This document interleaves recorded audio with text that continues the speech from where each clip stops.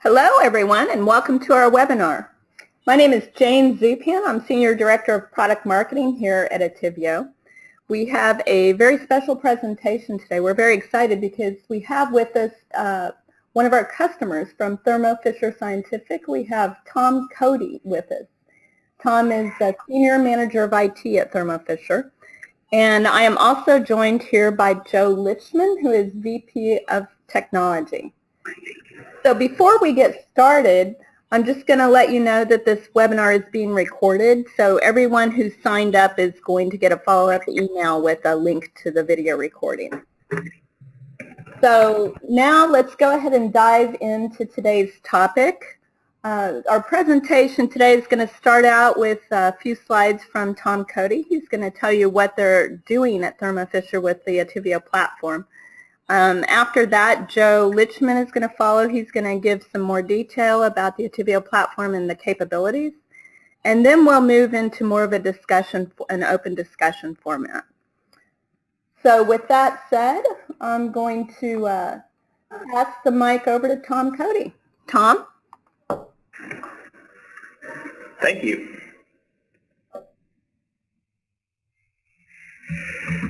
So my name is Tom Cody. I'm a Senior Manager of IT at Thermo Fisher Scientific. And for those of you not familiar with Thermo Fisher Scientific, which will probably be all of you unless you are a laboratory scientist, Thermo Fisher Scientific's mission is to make the world healthier, cleaner, and safer. It's a mission I'm very proud of. But to boil it down a little bit, anything that you can find in a science lab, we provide. We're almost an arms dealer for science labs, from the test tube to the piece of chromatography equipment. That's what we do. And our advantage at market is that we can provide literally everything in the lab, not just a piece of it. But as you can imagine, that leads to some pretty serious data implications as the company grows and the businesses multiply.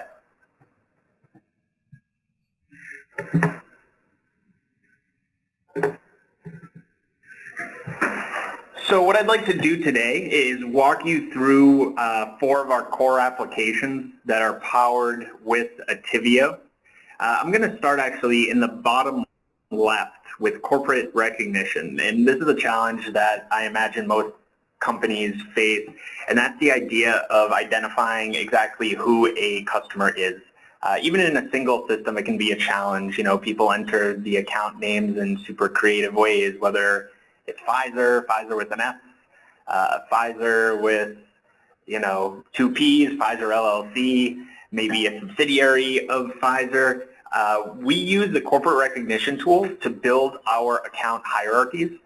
We do have other methods. We leverage Dun & Bradstreet, but Dun & Bradstreet isn't always perfect, especially when you're feeding it fields from several different systems. Maybe those fields aren't too well populated. We use the search power of Attivio to do some manual work in the back end to build those account hierarchies. Corporate recognition is very important because it's in the background of almost everything we do. It allows us to identify an account across multiple systems, our CRM systems, our sales systems, our ERP systems, you name it. It's really what powers this idea of a customer 360 view. Moving up one to CRM Convergence, we have multiple instances of CRM, multiple different applications. So we have Salesforce, we have Siebel, we have Microsoft Dynamics, and we have several instances of each. And getting everybody on a single platform really is not an option for us because tomorrow we may purchase another company, and that means another CRM system. So what we do is we use Attivio to unify data from all of those different CRM instances, and we expose visualization in Tableau that allows users to see opportunity data across the company for all of our different accounts in one way that can provide insight. And I'll get a little bit deeper into that with some screenshots in a bit. Moving on to grants, we use Freedom of Information Act requests to get grant data, and that's important for us because so many people, especially in academic institutions, are getting grants to buy scientific equipment to complete experiments or research. So they have a lot of large, non-uniform, heterogeneous data that represents grants. And we use Attivio's search power to search through those grants to see where we can sell our scientific equipment to help our scientists achieve their goals. And finally, instruments. We have, just as we have many CRM instances, we also have several ERP instances, and these ERPs are full of incredibly important information, including our instrument install and service base. So where all of our equipment is, who is the last person seen with it, how much they have spent on service. Great data, but it's in our ERP system, and as most of you probably know, the ERP systems aren't exactly user-friendly, so if a marketer wants to get access to that data, they're going to have to spend a couple of years learning SAP before they can do it, and even then, the data will still be pretty ugly. So we were able to ingest data from our ERP systems and make it completely searchable. And again, we have some screenshots to show you how that works. So here's a look at CRM conversions. And I may have gotten a little bit too into the weeds during that first slide there, but what we're doing is we're taking data from several different CRM systems and we are unifying it. And what makes Attivio so powerful here is we don't care what the data source is. So in some cases, some of our businesses, they are more mature. They have their CRM data in a small data mart or a data warehouse. That's great. Attivio has out-of-the-box connectors that allow us to go ahead and connect to that data and ingest it. But in other cases, they may not. And what we can do and what Attivio allows us to do is ingest a simple CSV file. So if we acquire a new company, I can very quickly meet with one of their Salesforce administrators and say, give me an opportunity report. And that's something that they can give me in 10 minutes, and I can ingest that CSV file in about 30 seconds.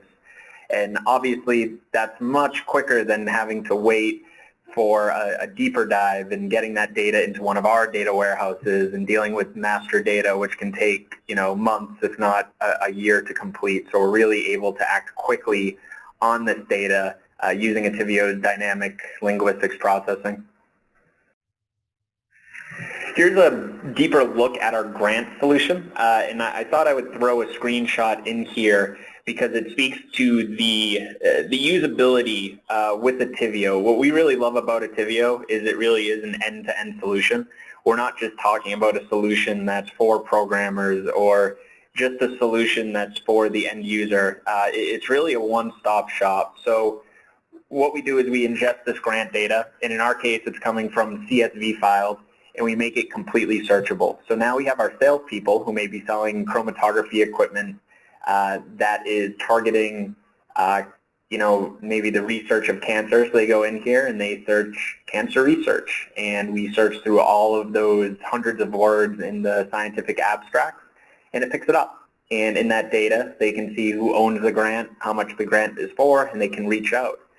One of the other pieces that we're taking advantage of with Attivio are automated email alerts. We realize we don't want to give our salespeople yet another tool to dig through. We don't want to turn them into data analysts. Those people that want to do the searching, that's great. Others don't. But we've set up automated email alerts. So the Attivio engine, we'll get a list of keywords from each sales rep that indicate their areas of interest. So maybe cancer research is one of those keywords. And weekly, in the background, the Attivio will do a search, and if it hits one of those keywords, it'll send an email to that sales rep letting them know, hey, there's a new grant in your area of interest. Maybe you want to call Bob Smith at the University of Ohio because he just got a grant for $2 million.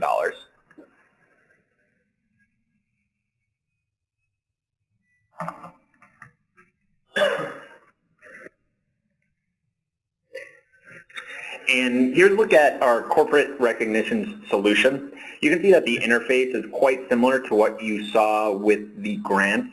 And what this allows us to do is search through our account records from several of our data warehouses and build those hierarchies. So this is important because, like I said, there are some imperfections with other account hierarchy building services like Dun & Bradstreet. A lot of our sales records or account records don't have perfect data. So we may feed an account to Dun & Bradstreet that doesn't have, maybe a city or a state filled out. So Dun & Bradstreet says, look, I'm not going to match this. You're not giving me enough information.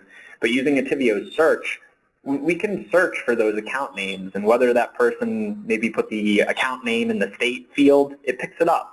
And, using a human in front of a computer, they can very quickly build those hierarchies on the fly. And this has just been an extremely important tool because before this, we're using things like SQL queries to search in a field for a specific word. And maybe we're looking for an account that we're looking for McDonald's, but if you do a SQL query for the word McDonald's, you may also pick up McDonald's Auto Parts, and now you're getting wrong accounts. Whereas with Attivio's, more intelligent search, we can find more relevant results quicker.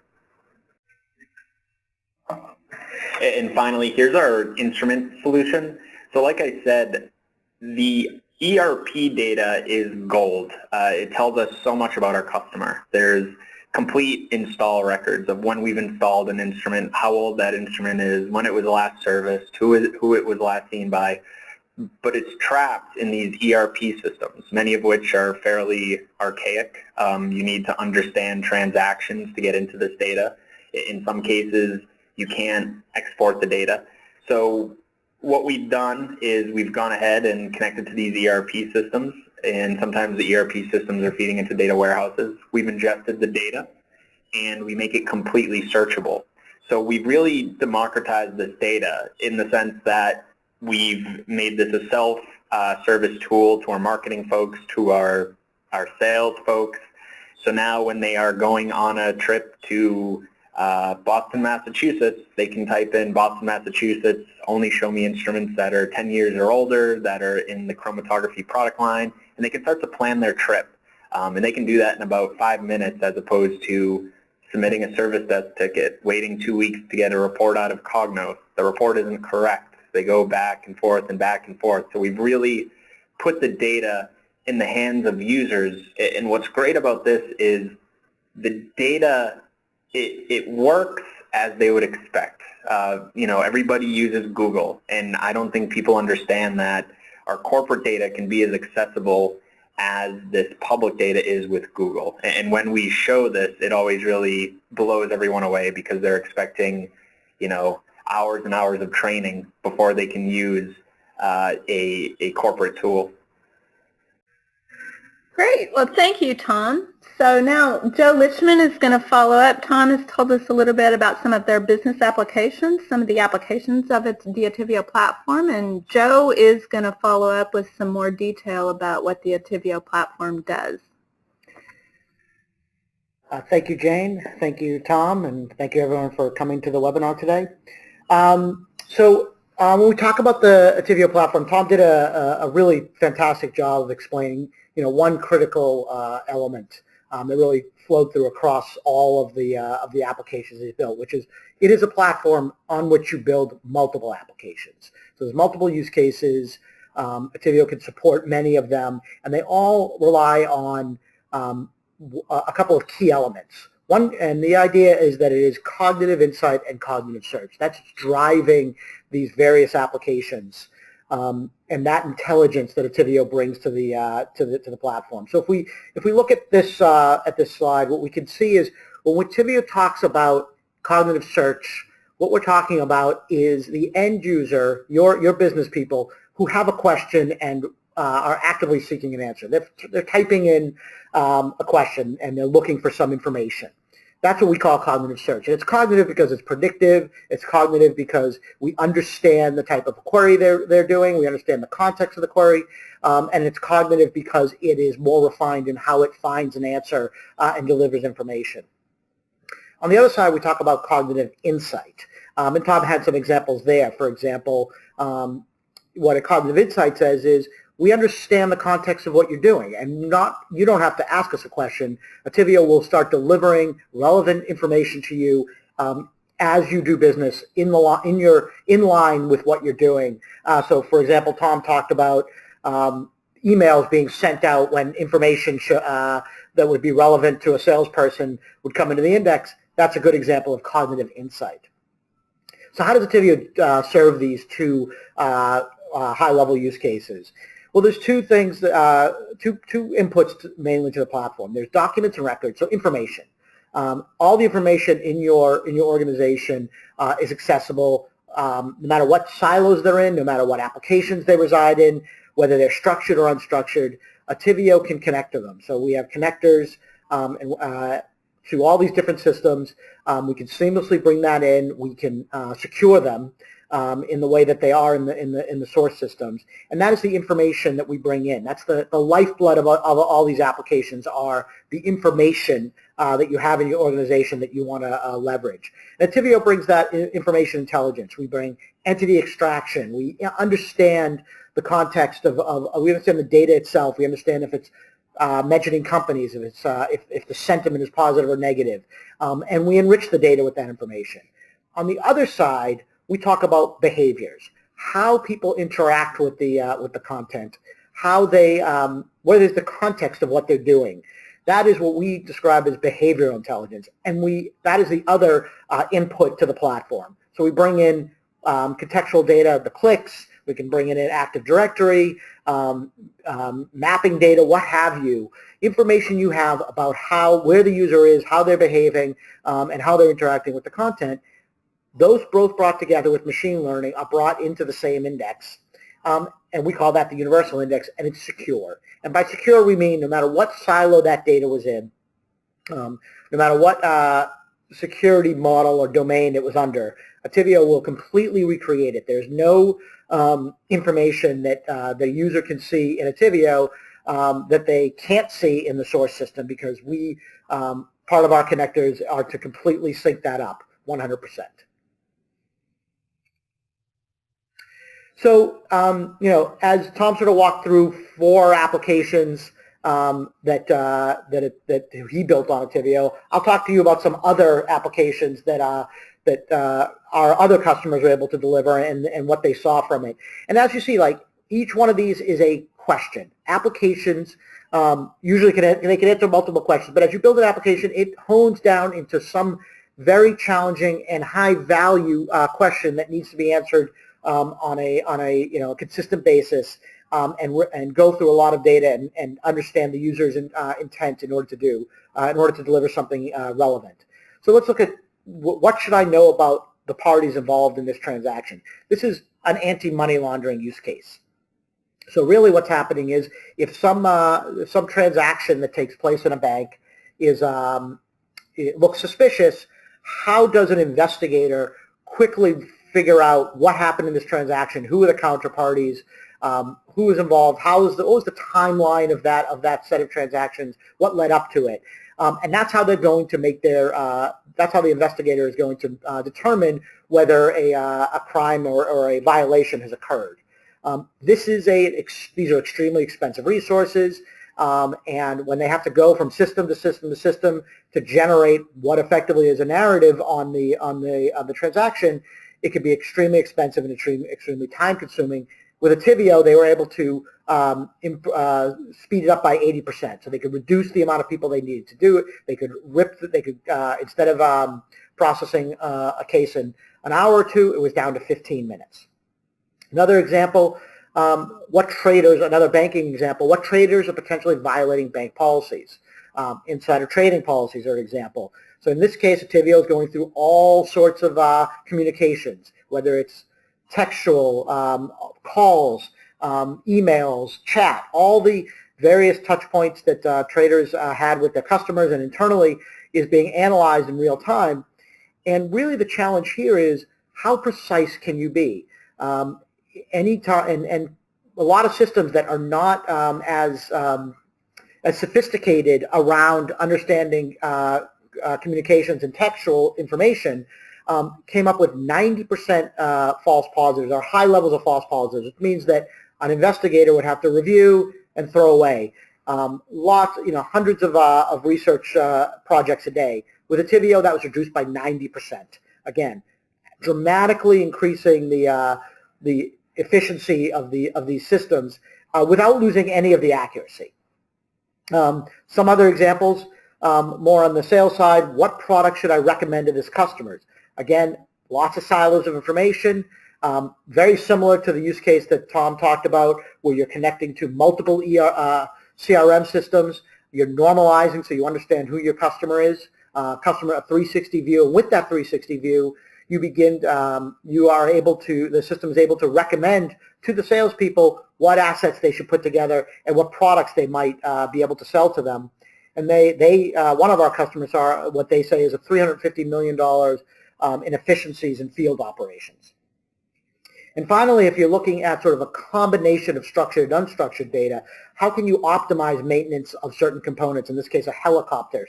So you have IoT data coming off the engines, where you're looking at, at streams of data, but you also have communication, service notes that yield a lot of information. And when you marry those two pieces of information up, you begin to glean a lot of insight. For example, figuring out how the maintenance schedules can be improved to reduce the amount of time downtime. And in this case, they reduced the aircraft on the ground reduction by 30%.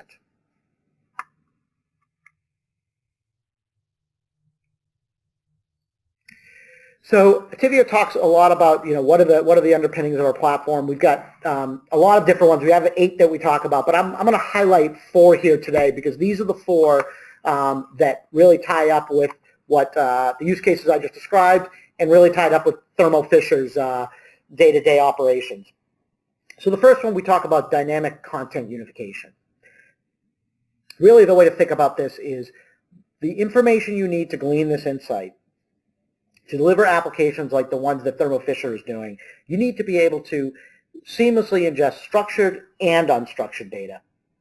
And you need your applications to be able to find use them together and unify them to glean insight. So if you're looking for a cognitive search application platform, you want to deliver on the kinds of use cases that we described here today, you need to make sure that application can seamlessly handle structured and unstructured data and unify it in a way where it's seamless. Over to the right, we'll talk about NLP and text analytics. So if there's variability in your data definitions, again, like we talked about today, how many times does someone describe the company Microsoft or a product name? Many variations of that. And how do you normalize that? How does a system deal with that variability? Well, Attivio uses their NLP, natural language processing, and text analytics to make that seamless. People are not, do not describe the same. When you have a conversation with a person, they may use different words, but you intuitively understand. Attivio allows your system to do the same. Variability will be acceptable in the data, and Attivio will handle that very well, and it will extract and enrich the data with that information. So if MSFT shows up in your data, it can tag that data as Microsoft. It can also tag it with other bits of information like who's the CEO and entity resolution of that sort. So that's another key component. If you want to deliver on have a platform, a cognitive search platform that delivers on these kinds of use cases, natural language processing and text analytics are critical. We'll talk about user experience. As you also see that there's many different ways these applications can be put together. And really what you want to do is you want to design these applications with the user in mind. You want to design the application for their experience. You don't want to design an application around what the back end is able to give you. And Attivio does that. So for example, Attivio has an interface for SQL, which means that if the best interface for a particular application is a Tableau or a Spotfire, and SQL is the right interface that you want to integrate this, you want to integrate it into a third-party system, Attivio has that interface. If you want to use a RESTful set of APIs, Attivio has that as well, and Attivio delivers templates that you can expand on your own. So again, if you're looking to deliver on a variety of use cases and answer a variety of challenging questions for your organization and deliver value, you need to be able to deliver on multiple user experiences and be able to design from the outside in without being concerned about how am I going to get this back-end information to work in this context. With Attivio and with applications like ours, it's very flexible and you have all those options. Finally, these systems are not static. And machine learning is a very hot topic in today's business. But really, what we think about with machine learning is that you understand that when you build an application, the world is changing underneath. The questions you're asking changes, your users' interest change, and your data changes. And if this is going on, and of course it is, in all these systems, applying machine learning can make the system adapt to these changes. So it will learn the new patterns, and it will continually deliver relevant information to the end user, which will keep these applications fresh and top of mind for the end customers. Okay, thanks, Joe. So for the next portion of our presentation, we're just going to go through some discussion questions and have an open panel-like discussion. So the first question we have, and we'll start with Tom for this one. Tom, you've told us about the applications some of the applications, a portion of the applications that you have deployed with the Attivio platform. So our question for you is, how did you address these business challenges before you had the Attivio platform? Sure. So this is interesting because some of the problems we were addressing in a semi-manual way, for instance, our CRM Conversion program, before that existed, we obviously had sales people and business development people that needed to understand what Thermo Fisher Scientific's activity looked like at a single account across the organization.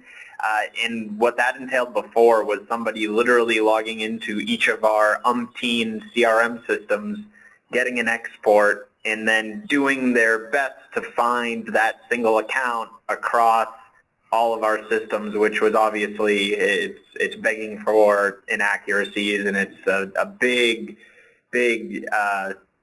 time commitment to do something like that. So it's a lot of manual data analyst work, but then some of these were impossible. When we talk about things like the grant solution, we're talking about a lot of unstructured text. That is something that a human isn't even going to be able to complete in a reasonable amount of time. So without that search technology behind us, we didn't have a solution to target that public data for internal consumption. Joe, what do you think?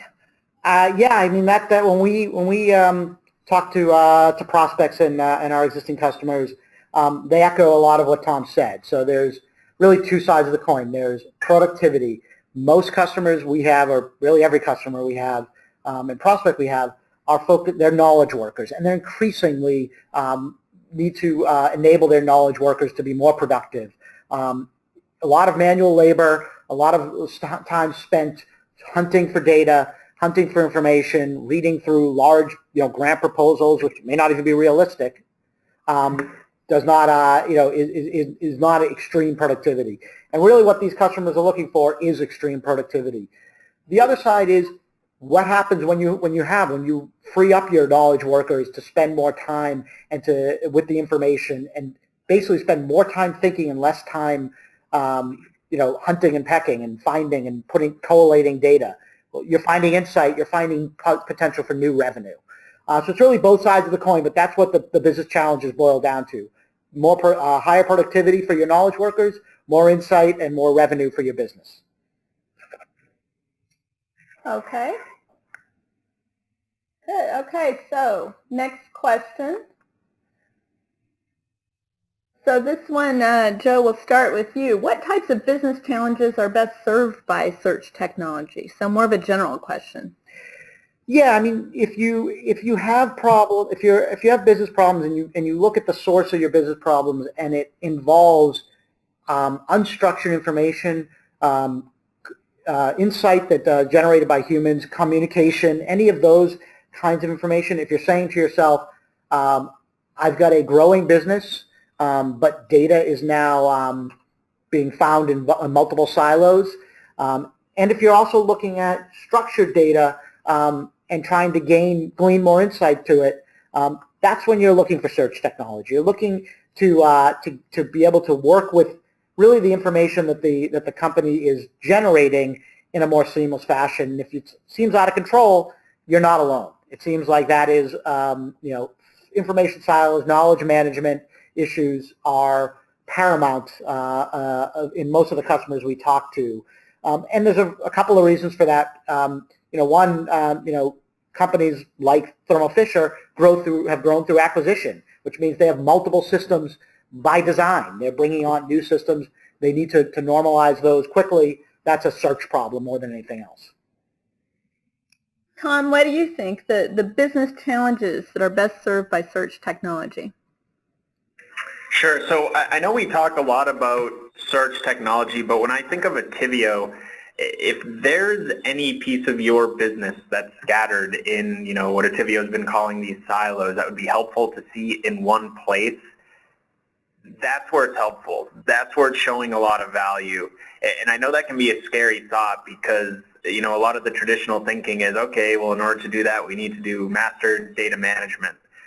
But what search does and what intelligent search with context does is it allows you to avoid that master data management. You're able to see all of your data in a single place without those months or years of data prep that may never end or may never be quite accurate enough. So if there's information in several places that you think would be better off democratized or in the hands of people that are driving revenue or driving productivity, I think that's where it really helps. Good. Okay, so the next question is, how have end users' expectations changed with respect to search? So Tom, have you experienced this changing expectations for technology? Sure. So I think obviously with the advent of any modern technology, people are beginning to expect their data to be as accessible as it is to them when they're using Google and they do a search, or when they find something on their phone just doing a quick search. So people have that expectation. People expect that you're going to be able to search for data. You're going to be able to have some type of predictive search, so maybe you're telling me what I'm looking for before I even know I'm looking for it. But you have people on the other side who have maybe been in the field much longer, and they don't realize that it is possible to make this internal data as accessible as external data is when you're doing a search for what movie to see tonight on Google. So I've really seen it from both ends. People that don't understand or know that this technology is available now in an enterprise environment, and then you have those people that are already expecting it to work seamlessly. Yeah, I know I've experienced that as well personally. Joe, what do you think about end users' expectations? There's been a lot of changes in the last few years. Yeah, Tom is spot on. What we see, and there's a word for this, the consumerization of IT. The way users interact with their phone, the fact that my phone knows as soon as I get in the car that I'm heading home because it's tracked my daily activity. Those people are bringing those expectations to work, particularly younger workers who have never experienced and are wondering what is wrong with corporate America that their systems are so difficult to use compared to what they use in their consumer life. So that is driving a lot of what we see coming from customers. They really just want simplicity. They want smarter. Yep. Okay, so the next topic is about quantifying the value of a search project. That's not always easy to do. Joe, what do you think about it? Is this something that comes up in your discussions with customers? Yeah, look, resources are always very scarce, and if people are going to make a business decision, they're going to want some way to quantify what they're going to get out of it. And you see that in some of the earlier slides we talked about. Generally speaking, if you have a project, you are going to be targeting some goal of increased productivity, and the better you can track that, the more you'll basically be able to initiate new search projects and continually to roll them out. So the quantification is generally measured, as I said, in productivity, in time spent, in the number of users that need to do a job, but it can also be measured in job satisfaction. People feel better when they can do their jobs more effectively. And you can quantify that as well, and of course you can measure it in total dollars. If you're looking for insight that drive new revenue, those are dollars that can be tracked. Okay, Tom, how have you approached this, quantifying the value of a search project? For us, in order to get our projects approved internally, we really need to push this idea of an incremental revenue increase. So almost all of our Attivio projects are directly tied to an incremental revenue goal. So when we're talking about the CRM Conversions program, we actually tie those users directly to campaigns in their CRM instance. So whenever they're able to identify an opportunity using the data that we're providing, they tag that as an opportunity and they say, hey, look, I went into this account and I saw that there was a sister sales rep there from another division and I didn't even know she existed. So I was able to connect with her and form a relationship at that account, and we go ahead and take credit for that. So for us, we're extremely revenue driven with our goals. That's great. I bet that's very helpful. So the next question kind of goes hand in hand with that question, and this is more a question for you, Tom. How do you sell a search project internally?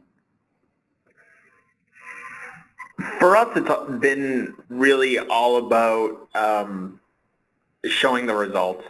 So whether that is our incremental sales growth, we can show those results.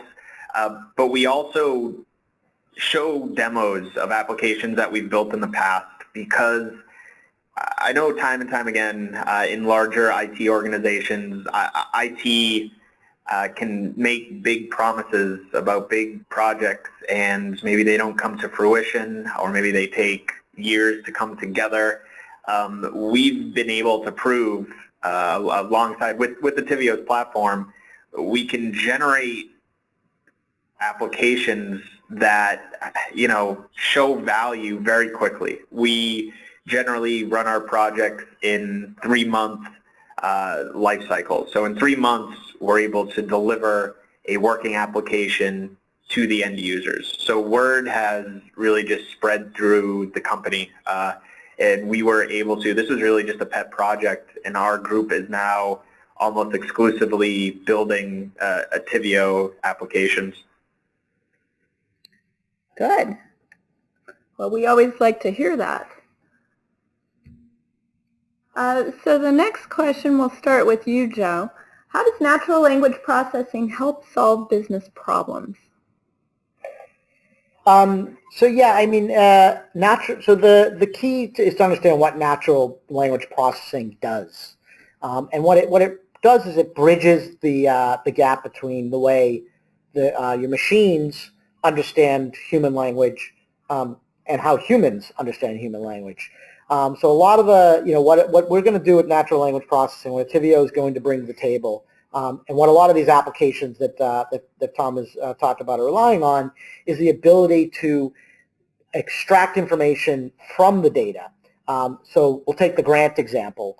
Understanding that the data that those grants are talking about particular conditions and products or conditions and features, and map those automatically to the products that Thermo Fisher could sell. That is actually an example of natural language processing. Turning that long text into something that the machine can begin to find correlations within the structured data that they have in their database. So that is the kind of business problem you're looking for. You have the structured data sets of information, you have these unstructured data sets, and how the system can interpret the unstructured data sets, the human-created information, the grants, the research proposals, the news articles, and begin to tie those into your business databases, your CRM databases, is where the business problems can get solved. So that's how natural language processing is sort of a critical element there. So Tom, what's your take on this? How has Thermo Fisher used natural language processing? A big number of our applications are really visualizing data in Tableau. It just made data much easier to consume.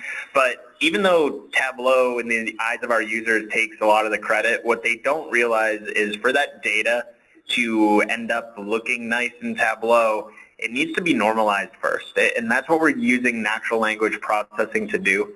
So when we run it through the engine, natural language processing knows, hey, look, I know Bob Smith is a person. I know that Pfizer is an account. And by the way, I know Pfizer is part of a larger hierarchy, and that parent company is actually Pfizer Inc.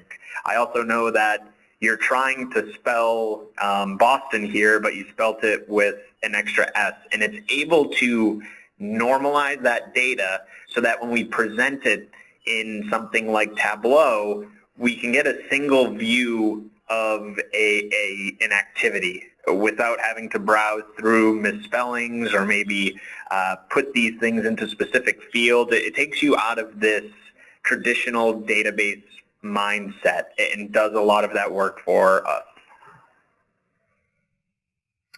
Good. Okay. So Tom, this next question is more directed at you. What types of data and information sources are you aggregating at Thermo Fisher? So like I said, we're very focused on growing revenue. So we have, instead of when we think about big data, when we first got into it, it was a boil the ocean. Let's go after everything. But what we've done is we've started targeting data that we see as most valuable for revenue growth. So we're grabbing CRM data so we can understand what the future looks like through opportunities. We ingest our sales data so we can understand our history, and we ingest our instrument install and service data so we can understand not only our history, but sometimes our products can be 20, 25 years old and still in service. So that might not even be captured in some of our sales data, but we still get it through our install and service data. And then obviously, as I mentioned, there are some other ad hoc data sources like the grant data, like other external data that we think can help enrich other data sets that we've already ingested. And I really appreciate the fact that it's format agnostic. So whether it's a PDF, a CSV, a database, a Word document, an MS Access file, we can work with it. And that's great because when we get into these projects with end users and we promise them that we can create a nice intelligent search application on top of this in 3 months, we don't want to have to tell them, hey, you have all of your data in MS Access, but do you think you could throw it in a database, or do you think you could put it into a different format and then we can use it? We can just take it and we can use it, and that allows them to continue their day-to-day work. If they're comfortable with Excel, if they're comfortable with Access, they can continue doing that, and we can ingest it and make it searchable. Great. Okay, so this is the last question in this discussion portion of today's session. So Joe, we'll start with you on this one. What challenges do you see with data security? Yeah, I mean, the data security is sort of a central theme, central functionality for Attivio. When you're running into solving the problem of multiple systems and multiple silos of data, and you're dealing with organizations that have grown through acquisition or are highly complex and have multiple security domains, one of the biggest fears is I might be able to solve these siloed data information by putting it all into a single repository, but I may be exposing my company and the data in a way that I don't want to, and I'm going to breach security. And it's a major fear in every organization we speak to when they start thinking through how they're going to build a search engine. Traditional approaches in search engines are to write the information into the document itself, so that the security is basically glued on or tied into the document That will ensure that in the search application you can apply some security, but that can get really, really, really complex and expensive when anything changes, whether a user leaves the company or goes to a different group, or whether you want to change the access controls on that information. That requires an expensive ETL transformation project where you have to figure out all the documents that are affected, re-index them, and it's costly and expensive. The other option that we see people apply to overcome this problem is that they will basically just do a lookup at the last minute. Their application will call out to the system and say, to the third-party system, and every time data is returned, and check for each one in as they're going out the system with that third-party system, can the user see this document? That is difficult on a number of ways. One is you're putting extreme pressure on these third-party systems that aren't designed to work this way. And a lot of the features of search are going to fall apart. You can't analyze data, facet it, group it, cluster it if some of the information is not quite available, or you don't know if you're going to be able to make it available. So then you end up taking those kinds of features out. So the challenges are those are the two big challenges. How do you deal with that? And Attivio deals with it by independently indexing all of the information for data security, the access control list, the users and groups, and the content, and joining it in real time in the index. It's actually something we have a patent on called the query time join, and that is really that solves this major challenge I just described. Okay, Tom, how have you handled data security at Thermo Fisher with respect to the Attivio platform? One of the biggest challenges we faced when we were looking for vendors in this space was finding a vendor that allowed us to deploy the application where we wanted. Thermo Fisher was very touchy about allowing our data to go into a cloud, no matter how secure the vendor claimed it to be. We wanted the data to stay internally. So from a less technical point of view, we were able to deploy this data where we felt it was, or deploy the application where we thought our data would be most secure. And what we've also done is we've taken advantage of the integrated Active Directory security. So we are able to have single sign-on for our applications and just leverage the Active Directory security model that's already been set up. Okay. Well, thanks both of you, Joe and Tom. This has been a great discussion. And for the audience, if you have additional questions for Joe or Tom, you can go ahead and enter them in the question panel of GoToWebinar. We will have a few minutes at the end to answer any additional questions that haven't been answered already. For right now, what we're going to do is have Joe give a brief overview of the latest version of the Attivio platform, the 5.5 version. Thanks. Yeah, I'm going to go over this fairly quickly. Looks like there's a lot of questions already coming in, and we really want to focus on the questions you guys have. And you know, Attivio 5.5 recently came out. We had a number of features there that I could talk about, but I want to highlight one in particular. I want to talk about machine learning-based relevancy. And really, what's happening now is that one of the bigger challenges, if not the biggest challenge with search, or the key functionality of any search application, is how well it understands the user's goals, the user's intent, and delivers answers to their questions. In search talk, that's relevancy. So Attivio has recently really focused on making relevancy better, and we're applying really sophisticated machine learning to do that. And what you end up with here is really four things happen when you're able in Attivio's machine learning-based relevancy. One, it's highly accurate. We get better results and outcomes because the system is able to evaluate how users are working with the content and executing their searches and their information, and deliver the most highly accurate information. Second, and this goes back to some of that consumer discussions we had about what people's expectations, it's now personalized. The system does not have a one-size-fits-all relevancy model. It doesn't even necessarily have a relevancy model for a group. Obviously, you could do that. But really, it's personalized. It understands the user behavior at an individual level. It understands who's in your cohort based on your behavior and based on other contextual clues. And that tracking allows the system to be highly personalized to you and understand your context. Also, it's adaptive. No organization is static. No organization that's successful, at least, is static. You need a system that will be adaptive, and that is what machine learning does. It continually refines and improves the outcomes of the search results and the system and delivering insights and delivering answers again and again. As new information comes in, it evaluates it and it updates the system as needed without your intervention. And that leads us to the last one. It's much simpler. I've been working in search much longer than I care to let anybody know, and managing a search relevancy is a large, challenging project. It's continual, and most people don't do it. It's too manual.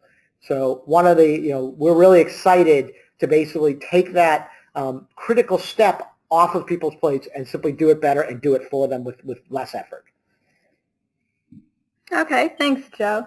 Now, Tom, I know that you have also been briefed about this new version of the Attivio platform. What future projects do you have on your radar for this new version of the platform? So, as you probably noticed, a lot of our applications really rely on human intervention. So in CRM Conversions, you have a salesperson digging through data to understand where relationships are. In grants, you potentially have somebody searching through data to understand where they can take advantage of a grant. In the install application, again, you have somebody searching to find relevant data. What we're trying to do with Attivio 5.5 at this point is bring all of those different applications together and take advantage of some of Attivio 5.5's predictive capabilities.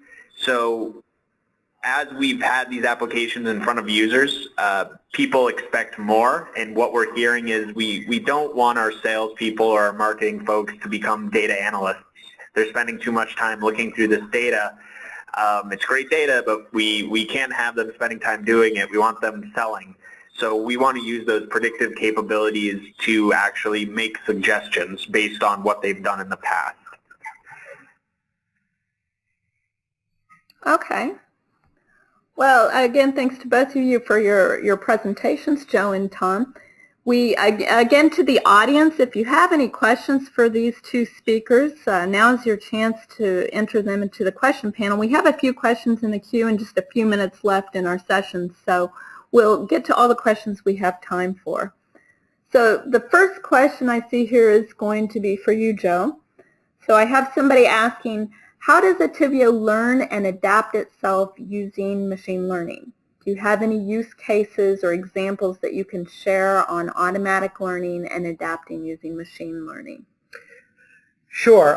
So what is happening with 5.5 out of the box is we are tracking the user behavior. So what queries they've done, what documents they looked at, any ratings or any other kinds of explicit information that they're willing to give comments on the document. That's all brought in. And what Attivio is doing is it looks at the documents that get the most clicks per query, and it analyzes those documents and the features of those documents. It's not bumping those documents up simply because they got a click. What it's doing is it's trying to figure out why those documents got the click. What other documents have similar qualities, and then it builds the relevancy model to optimize for those outcomes.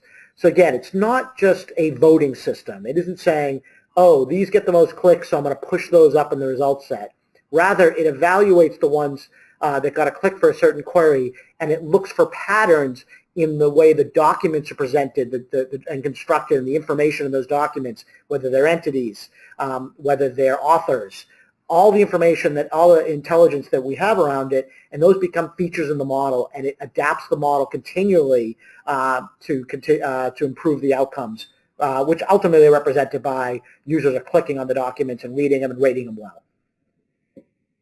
Okay. So the next question here in the queue is going to be for you, Tom. So somebody is asking, how long did it take Thermo Fisher to get up and running with Attivio? 3 months. That was our line in the sand, is we want to be able to stand projects up in 3 months. With that said, we did have some help from Attivio's professional services. If you don't have a Java developer, you probably want to take advantage of something like that. But now, obviously, as time has gone on, we've taken on a lot of those programming responsibilities ourselves. But it's been every application, 3 months, we have version 1 out. Good. Okay. I know a lot of people ask that question. So the next question is going to be for you, Joe. Here it is. Could you describe the process used to train the application to recognize domain-specific entities?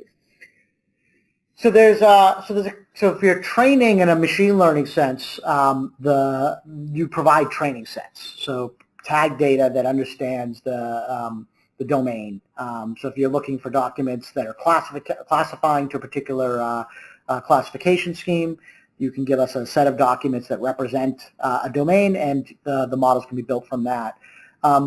Typically, what we see is a combination of approaches, and Attivio supports all these approaches, from very undirected approaches where Attivio analyzes the data and sees patterns and begins to suggest groupings and clusters of terms, to very directed approaches where you provide dictionaries, and we have interfaces for that. And a lot of times for domain-specific interfaces, that's what people do. They bootstrap it with a set of dictionaries, and then they build off of that.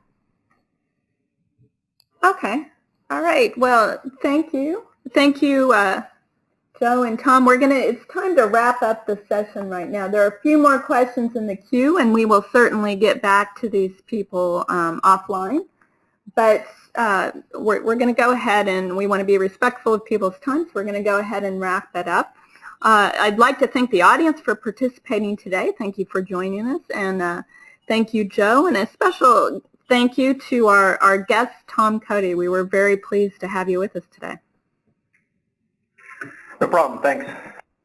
So just to wrap it up, I would like to let everybody know that Attivio does have a free trial available. If you just go to our website, attivio.com, there's a green button in the top right side of the web page. You can sign up for a free trial of the product. And the next thing I'd like to point out is that our next webinar is 2 weeks from today. And it's going to be a more technical webinar. We're going to talk about content classification and sentiment analysis and how the Attivio platform handles these topics. So thank you again, everyone, and have a great day.